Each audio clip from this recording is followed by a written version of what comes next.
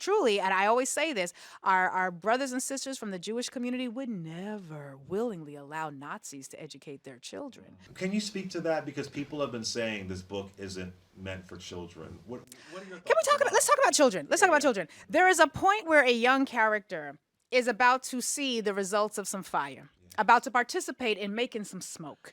And there's a question in some of the characters, well, no, hide their face so that she doesn't see it. And the person who is the most wise in this particular moment says, oh, no, no, no, no, she need to see it all. Because if she doesn't see it, there's no way for her to plan for the next time.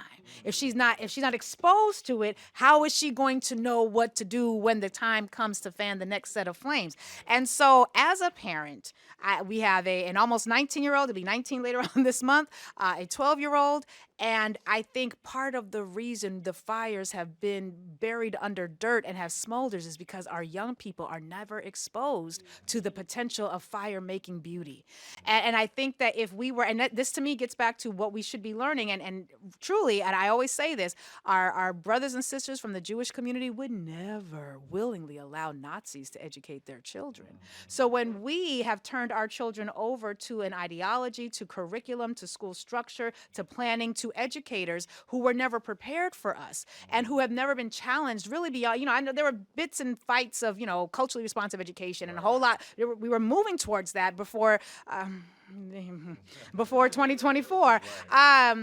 But I think part of the reason we persist in such inability to connect with our power is because we often wait until you're old enough to go to college, and maybe you take an Africana studies class, Clay. Intro. Maybe you Yes. take an intro, but you're not going to major in it, Right. God forbid. And I think if we were having the same sorts of conversations with our children, because my kids could tell you early on in elementary school about the ovens.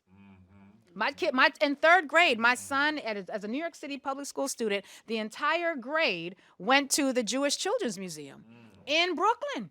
And it is a whole museum that talks about, yes, about Jewish culture, but all the things that they have experienced. And so part of the issue for me is that everybody else is making sure their children understand the good, the bad, the ugly, because how can you be prepared if you don't? And we think we are still protecting them from keeping them away from that information. And I think that scene where there's a young person who might have missed out on what she needed to see, and had she missed that moment, half the next set of years don't happen.